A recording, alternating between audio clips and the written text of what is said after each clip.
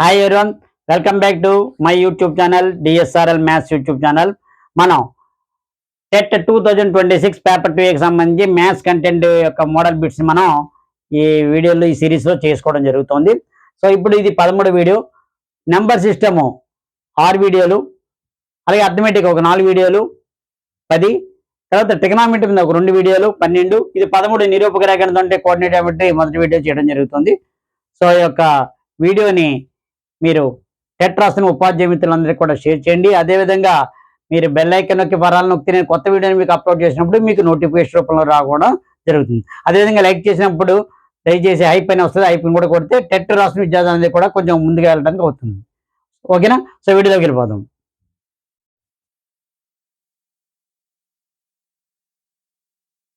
So ఈ యొక్క వీడియోలో ముందు మీకు సమ్స్ రావాలి అంటే ఖచ్చితంగా కాన్సెప్ట్ తెలియాలి, అదేవిధంగా పాయింట్స్ తెలియాలి, అదేవిధంగా ఫార్ములాస్ రావాలి.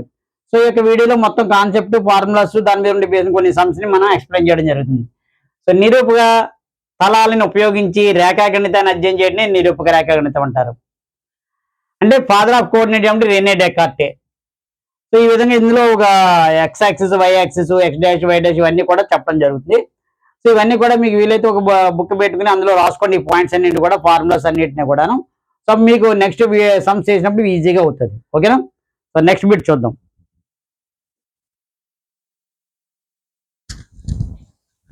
ఇప్పుడు మనం చూడండి, ఇది ఎక్స్ యాక్సిస్, వై యాక్సిస్. ఓకేనా? ఈ ఎక్స్ యాక్సిస్, వై యాక్సిస్ కూడా పర్పెండిక్యులర్ గా ఒక చోట మీట్ అయితే దాన్ని ఆరిజిన్ అంటే మూల బిందువు అంటారు. ఓకేనా? సో వీటి గురించి ప్రతి ఒక్కటి కూడా చెప్పడం జరుగుతుంది, జాగ్రత్తగా నోట్ చేసుకోండి.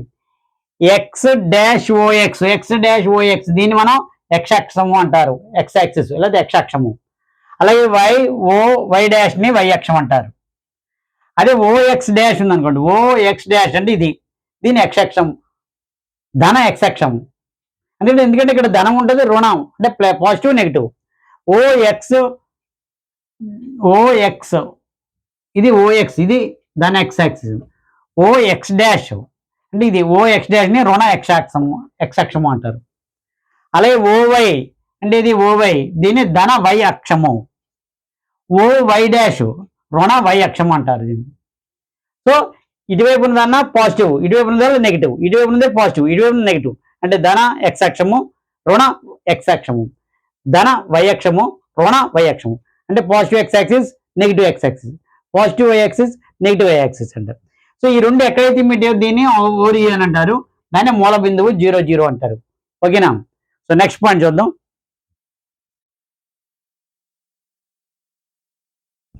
ఇప్పుడు నెక్స్ట్ పాయింట్ కనుక చూసుకుంటే, ఇప్పుడు ఈ తలం ఉంది కదా, ఎక్స్ యాక్సిస్, వై యాక్సిస్ రెండు ఎక్కడ మీట్ ఆరిజిన్ దగ్గర. సో ఎన్ని భాగాల కింద? 4 భాగాలు ఉంది. దీని coordinate 1, Q1, Q2, Q3, Q4. So ఇందులో ఏ బిందువులు ఉంటాయి అనేది మనం చూసుకుంటే నిరూపక తలంలో ఇక్కడ ఈ పార్ట్ కదా, Q1 అంటే ఈ భాగం. అంటే ఏంటి? ఎక్స్ ఏముంది? పాజిటివ్ ఉంది. వై ఏముంది? పాజిటివ్ ఉంది. సో ప్లస్ ఉన్న బిందువులు అంటే 2, 3, 4, 5, 6, 7 అలాంటివి. సో నెగిటివ్ ఏమి ఉండవు ఇందులో ఉండేటువంటి ఈ తలంలో. సో ఇందులో చూసుకునే సరే ఎక్స్ డాష్ వై, ఇక్కడ ఏముంది? ఎక్స్ డాష్ వై అంటే ఏంటి? ఎక్స్ నెగిటివ్ ఉంటుంది, వై ఏమో పాజిటివ్ ఉంటుంది. ఎక్స్ డాష్ వై కదా, X dash Y. X dash అనేది నెగిటివ్ కాబట్టి నెగిటివ్ ప్లస్ అంటే ఏంటి? -2, 3, అయితే -4, 6, -5, 7 అలా ఉంటుంది. ఇక్కడికి వచ్చేసరికి ఏంటి? Q3 చూడండి, ఎక్స్ డాష్ వై డాష్ ఈ తలంలో వచ్చేసరికి ఎక్స్ డాష్ రెండు మైనస్లే. అంటే ఏంటి? మైనస్, రుణాత్మకాలు రెండును. అంటే -2, -3, -4, -6, -7, -8 అలాగ ఉంటాయి. ఇక్కడికి వచ్చేసరికి ఏంటి? Q4 ముందు ఎక్స్ తీసుకోవాలి, X positive, Y negative, positive, negative. So ఏంటంటే 4, -6, 3, -2, 6, -5 అలాగ ఉంటాయి అన్నమాట. సో ఇవి 4 భాగాలు, 4 Q1, Q2 క్వాడ్రంట్ల కింద అవుతాయి. వాటిలో ఉండేటువంటి ఏ బిందువులు ఉంటాయి చెప్పడం జరిగింది. నెక్స్ట్ పాయింట్ చూద్దాం.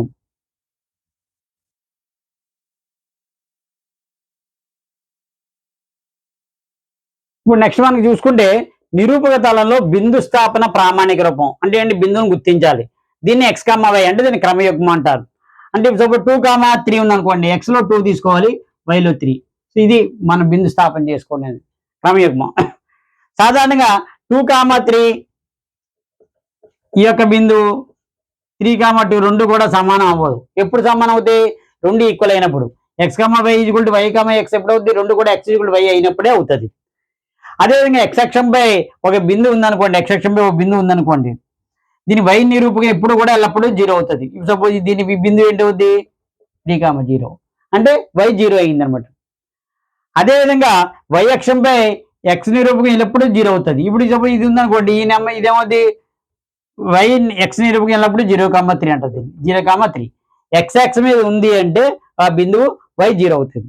అదే వై యాక్సిస్ మీద ఉందంటే ఎక్స్ 0 అవుతుంది. అది గుర్తుపెట్టుకోండి. ఇది 3,0 అంటే ఎక్స్ వై, ఇది వై 0 అయింది కాబట్టి ఎక్స్ యాక్స్ మీద ఉంటుంది.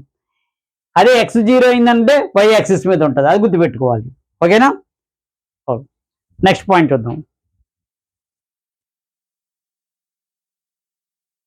నెక్స్ట్ చూసుకుంటే ఎక్స్ అక్షము వై అక్షముల మధ్య కోణం 90 డిగ్రీలు. ఈ ఎక్స్ అక్షము అలాగే వై అక్షము ఈ మధ్య ఉండేటువంటి రెండు కోణం ఎంత 90 డిగ్రీలు ఉంటుంది. అదేవిధంగా చెప్పిన ఎక్స్ అక్షంపై బిందువు ఎక్స్ కామా 0, ఈ 3,0 అంటే ఎక్స్ కామా 0 ఎప్పుడు ఎక్స్ అక్షంపై ఉన్న బిందువు ఎప్పుడు కూడా వై 0 అవుతుంది అంటే ఎక్స్ కామా 0 దాని రూపం. అదే వై అక్షంపై బిందువు 0, వై చెప్పాను కదా 0, వై 0,3 అని పెట్టాం కదా అంటే ఎక్స్ 0 అవుతుంది. వై అక్షం మీద ఉందంటే ఎక్స్ వాల్యూ 0 అవుతుంది పాయింట్. అలాగే ఈ రెండింటి మధ్య ఉన్న ఉమ్మడి క్రమయుగ్మాలు అంటే బిందువులు శూన్యం. అదేవిధంగా ఈ రెండింటికి ఏముండవు కామన్ గాను, అది ఈ రెండింటికి కామన్ బిందువులు ఉండవు, ఈ రెండింటికి కామన్ బిందువులు ఉండవు. అందుకే పై అని ఇచ్చాడు. ఓకేనా? నెక్స్ట్ మోడల్ చూద్దాం.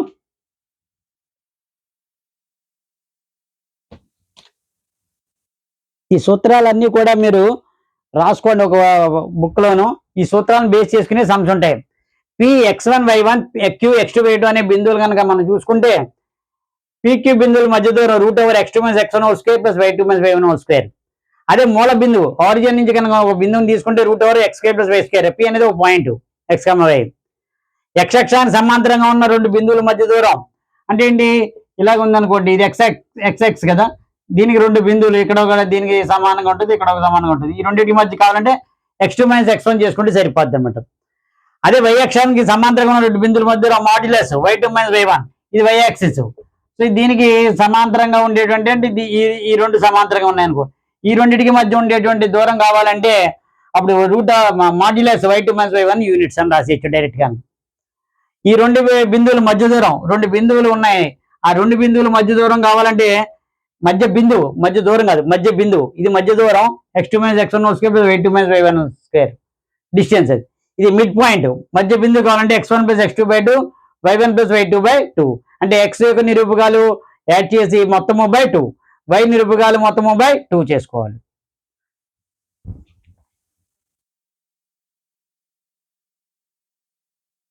నెక్స్ట్ విభాగ సూత్రం అంటే సెక్షన్ ఫార్ములా కనుక చూసుకుంటే ఏబి అనేవి ఒక రేఖాఖండంలో పి అనే పాయింట్ ఇంటర్నల్ గా అంటే అంతరంగా విభజిస్తే దాని సూత్రం ఏంటి, m1 x2 + m2 x1/m1 + m2, m1 y2 + m2 y1/m1 + m2. ఈ m1 m2 అనేది నిష్పత్తి, x1 y1 x2 y2 అనేవి బిందు నిరూపకాలు. ఓకేనా? బాహ్యంగా అంటే బయట పి అనే పాయింట్ బయటగా ఏబి అనే రేఖాఖండాన్ని బయట విభజించేది అనుకోండి వచ్చి క్వశ్చన్. ఇది m1 m2 కనుక మనం చూసుకుంటే అది మైనస్ చేయాలి. m1 x2 - m2 x1/m1 - m2, m1 y2 - m2 y1/m1 - m2 minus అవుతుంది. అంతరంగానప్పుడు ప్లస్ వస్తుంది, బాహ్యంగానప్పుడు మైనస్ వస్తుంది. నెక్స్ట్ పాయింట్, ఇందులో కాన్సెప్ట్ బాగా నేర్చుకుంటే సరిపోద్ది. త్రిదాఖండితం అంటే మన ట్రైసెక్షన్ అది 1:2 2:1. ఎందుకంటే ఏబిని 3 భాగాలు చేయాలంటే పి అనే పాయింట్ క్యూ అనే పాయింట్. సో ఇప్పుడు మనకి 3 భాగాలు అయ్యేవి, ఏపీ 1 పీక్యూ 1 క్యూబ్ 1 సమాన భాగం. పి కావాలనుకోండి ఇక్కడ 1 1 2 అంటే 1:2. అదే క్యూ పాయింట్ కావాలనుకోండి ఇటు 2 ఇటు 1 అంటే 2:1 భాగం. సో దానికి డైరెక్ట్ గా మీరు ఫార్ములాస్ వేసుకోవచ్చు. 2x1 + x2/3 2y1 + y2/3 ఒకటి, లేదా x1 + 2x2/3 ఒకటి, y1 + 2y2/3 ఒకటి, 2 పాయింట్లు వస్తాయి. సో రెండింటికి డైరెక్ట్ గా మీరు ఫార్ములా అప్లై చేసుకోవచ్చు.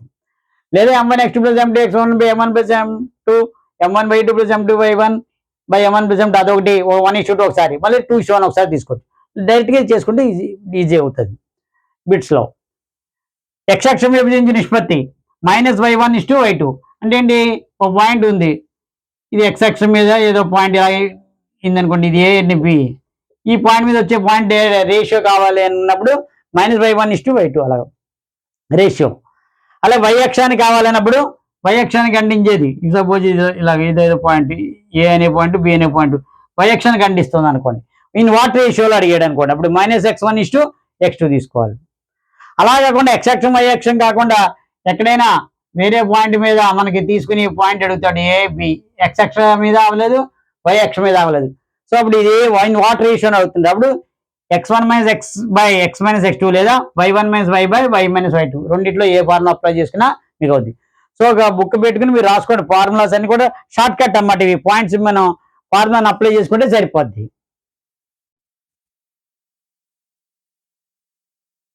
ఇక్కడ గురుత్వ కేంద్రం అంటే ఏంటి? ఒక త్రిభుజం తీసుకున్నాం.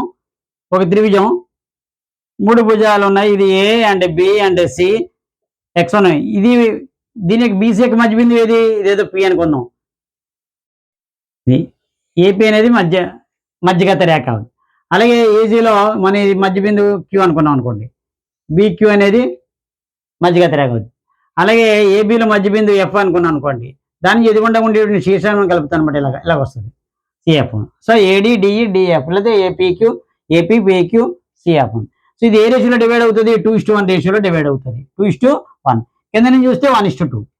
సో దానికి గురుత్వ కేంద్రానికి ఫార్ములా ఏంటంటే సెంట్రాయిడ్ అంట మనం జీ, గ్రావిటీ లాగా మన G gravity. So x1 + x2 + x3/3 y1 + y2 + y3/3. ఇది 2 కాదు, ఇది y1 + y2 + y3/3. సో 3 ఉన్నాయి. సో ఇది x1 + x2 + x3/3 y1 + y2 + y3/3. ఇది గురుత్వ కేంద్రం. ఓకేనా? సో నెక్స్ట్ బిట్ చూద్దాం. ఇక్కడ చూడండి, సరేకి బిందువులు అంటే ఏంటి? 3 బిందువులు ఒకే రేఖ మీద ఉన్నదాన్ని సరేకి బిందువులు అంటారు. ఇందులో ఏబీసీ ఒకే లైన్ మీద ఉన్నాయనుకోండి, అప్పుడు ఏమాలి? ఏబీ + బీసీ = మనం తీసుకున్న బిందువులను బట్టి ఉంటాయి. AB + BC = CA. ఏవైనా 2 బిందువులు మొత్తం మధ్య దూరాన్ని కలిపితే 3వ దానికి సమానం ఉంటుంది సరేకి బిందువులు. అప్పుడు అవుతాయి సరేకి బిందువులు. ఓకే, అంతేనే కొలినియర్ పాయింట్స్ అంటారు ఇంగ్లీష్. సంభావ త్రిభుజం అంటే ఏంటి? 3 భుజాలు సమానంగా ఉండాలి. అంటే ఏంటి? AB = BC = CA. The distance between AB, distance between BC, distance between CA 3 కూడా సమానంగా ఉంటాయి కొలతలు. సమద్విబాహు అంటే 2 భుజాలు సమానంగా ఉన్నాయి. ఇప్పుడు AB AC 2 సమానం, ఇది డిఫరెంట్ గా ఉంది. సో సమద్విబాహు అంటే ఐసోసెలస్ ట్రయాంగిల్. సమబాహు అంటే ఈక్వల్ ట్రయాంగిల్. ఇక్కడ విషమబాహు అంటే స్కేల్ అండ్ ట్రయాంగిల్. 3 కూడా డిఫరెంట్ గా ఉంటాయి. AB ≠ BC ≠ CA. 3 డిఫరెంట్ ఉంటాయి. అంటే మనకి ఇవన్నీ కూడా నిరూపక రేఖాగణితంలో ఇవి అవుతాయా లేదా అని చెక్ చేయమంటాడు.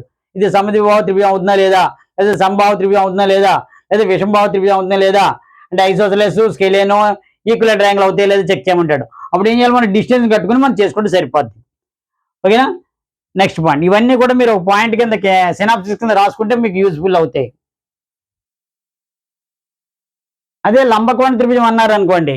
లంబకోణ త్రిభుజం అంటే ఏంటి? The square of the hypotenuse equal to some of the squares of the other 2 sides. అంటే AC² = AB² BC² అవ్వాలి. లంబకోణ సమద్విబాహు త్రిభుజం అని నిరూపించాలనుకోండి, అప్పుడు AC² = AB² BC² ప్లస్ ఈ అదర్ 2 సైడ్స్ ఉన్నాయి కదా, ఇది కాకుండా హైపోటెన్యూస్ కాకుండా మనం AB = BC 2 కూడా సమానమని నిరూపించాలి. సో ఇది ఒక ప్రాపర్టీస్ అనమాట ఇవి. అదేవిధంగా నెక్స్ట్ మనకి ప్యారలలోగ్రామ్ అవన్నీ ఏ విధంగా చూపించాలో చెప్తాను. ఇక్కడ చాలా మంది ప్యారలలోగ్రామ్ కి, రెక్టాంగిల్ కి, స్క్వేర్ కి, లేకపోతే రాంబస్ కి ఉండేటువంటి ప్రాపర్టీస్ కొంచెం కన్ఫ్యూజ్ అవుతుంటారు. కన్ఫ్యూజ్ అవ్వకండి. సమాంతర చతుర్భుజం అంటే ప్యారలలోగ్రాము, రెక్టాంగిల్ అంటే దీర్ఘచతురస్రం. ఈ రెండింటికి ఉన్న వేరియేషన్ చూడండి. ఈ రెండింటిలోనూ కూడా opposite sides equal. AB = CD, AB = CD, ఇక్కడ కూడా AB = CD. అదేవిధంగా ఇందులో AD = BC, AD = BC, ఇక్కడ కూడా AD = BC, opposite sides equal. So దీర్ఘచతురస్రం, సమాంతర చతుర్భుజం 2 కూడా ఆపోజిట్ సైడ్స్ ఈక్వలే. కానీ ఏంటి డిఫరెన్స్ ఏంటంటే, ఇక్కడ ప్యారలలోగ్రామ్ లో diagonals are not equal. AC is not equal to BD, diagonals not equal. కానీ ఇక్కడికి వచ్చేసరికి డయాగ్నల్స్ ఈక్వల్ అవుతాయి. దీర్ఘచతురస్రంలో డయాగ్నల్స్ ఆర్ ఈక్వల్, అంటే కర్ణములు ఈక్వల్ అవుతాయి. సో ఇందులో నాట్ ఈక్వల్, ఇందులో ఈక్వల్. So confusion. సమాంతర చతుర్భుజం ప్యారలలోగ్రామ్ కి, రెక్టాంగిల్ కి, సమాంతర చతుర్భుజం దీర్ఘచతురస్రంకి ఇదే ఆపోజిట్ సైడ్స్ ఈక్వల్ గా ఉంటాయి. కానీ ప్యారలలోగ్రామ్ లో diagonals lengths are not equal, ఇక్కడ రెక్టాంగిల్ లో డయాగ్నల్స్ లెన్స్ ఆర్ ఈక్వల్. అదేవిధంగా ఇక్కడ చతురస్రం అండ్ రాంబస్ కనుక చూసుకుంటే ఆల్ సైడ్స్ ఈక్వల్ రెండిట్లోనూ. చతురస్రంలోని ఇందులో కూడా ఆల్ సైడ్స్ ఆర్ ఈక్వల్. కానీ ఇక్కడికి వచ్చేసరికి చతురస్రంలో డయాగ్నల్ లెన్స్ ఆర్ ఈక్వల్ అవుతే ఇక్కడ diagonal lengths are not equal, అంటే కణంలో పొడవులు సమానం అవ్వవు. ఇందులోనూ రాంబస్ లో ఇందులో ఈక్వల్ అవుతాయి. సో అది డిఫరెన్స్. ఓకేనా? సో నెక్స్ట్ మోడల్ చూద్దాం. ఇవన్నీ కూడా సినాప్సిస్ మీరు రాసుకోవాలి ముందు కాన్సెప్ట్. ఇక్కడ వాల్ అన్నప్పుడు రెండు బిందువులు కలిపి సరళరేఖలకు వాళ్ళని మనం చూసుకుంటే ఏదైనా తలంలో కనుక మనం రెండు బిందువులు కలిపి ఉన్నాయనుకోండి, ఒక యాంగిల్ ఏర్పడుతుంది, దాన్ని థీటా అంటారు. m = tan θ అని అనుకోవచ్చు. లేదా ఇంకో ఫార్ములా ఉంది, m = y2 - y1 / x2 - x1, y నిరూపకాల భేదము బై x నిరూపకాల భేదం. అదేవిధంగా రెండు రేఖలు సమాంతరాలైన వాటి యొక్క వాలులు సమానం. ఈ రెండు ఇలా ఉన్నాయనుకోండి, వాటి యొక్క వాలులు సమానంగా ఉంటాయి, m1 = m2. అదే కాకుండా రెండు రేఖలు ఒకదానికి ఒకటి లంబంగా ఉన్నాయనుకోండి, వాటి యొక్క వాలు లబ్ధం -1, m1 m2 = -1. ఇది గుర్తుపెట్టుకోవాలి. ఓకేనా? ఇవన్నీ కూడా సినాప్సిస్ కీ పాయింట్స్ మీకు ఉపయోగపడతాయి. త్రిభుజ వైశాల్యం చూసుకుంటే a x1 y1, b x2 y2, c x3 y3 అనే పాయింట్ కనుక తీసుకుంటే నిరూపకాలు. సో త్రిభుజ వైశాల్యం అంటే half modulus x1 × y2 - y3 + x2 × y3 - y1 + x3 × y1 - y2. లేదా ఒక నిరూపాక్షాలతో మనకి ఇలాగ అయింది అనుకోండి, ఒక త్రిభుజం ఏర్పడింది అనుకోండి, ఇది 0 o, ఇదేమో ఇంకో బిందువు, ఇది x మీద, ఇది x మీద కదా, x ఉంటే y 0 అవుతుంది. ఇది ఇటు వచ్చేసరికి yx మీద కదా, x 0 అవుతుంది. సో అప్పుడు ఫార్ములా ఏంటి అవుతుంది, ఇదేమో x అవుతుంది, ఇది y అవుతుంది. సో హాఫ్ మాడ్యులస్ xy, ఈ ఫార్ములా వాడుకోవచ్చు. అదే చతుర్భుజ వైశాల్యం అనుకోండి, 4 వస్తాయి కదా, ఒక లైన్ ఇలా డ్రా చేసుకోండి. ఒక లైన్ డ్రా చేసుకుంటే ఇది ఒక ట్రయాంగిల్, ఇది ఒక triangle, ABC triangle find out చేయండి. అలాగే ఏసీడి ట్రయాంగిల్, ఈ రెండింటిని మొత్తం కలపండి. ఏబిసి ఒక ట్రయాంగిల్, ఏసీడి ఒక ట్రయాంగిల్.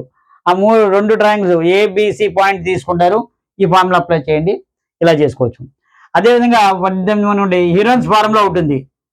హిరోన్స్ ఫార్ములా అంటే ఏంటి, ఒక ట్రయాంగిల్ ఎలాగ ఉందనుకోండి, ఇది ఏ, ఇది బి, ఇది సి. ఏకి ఆపోజిట్గా స్మాల్ ఏ, బికి ఆపోజిట్గా స్మాల్ బి, సికి ఆపోజిట్గా స్మాల్ సి. సో ఇక్కడ సెమీ పిరమిడ్ కడితే a + b + c/2 ఎస్ అనేది. సో హిరోన్స్ ఫార్ములా ఏంటి, √s × s అంటే ఇక్కడ a + b + c/2, s × s - a, s - b and s - c. అది హిరోన్స్ formula, s × s - a, s - b, s - c, where s = a + b + c/2 అనేది వస్తుంది. ఓకేనా? Next one చూద్దాం.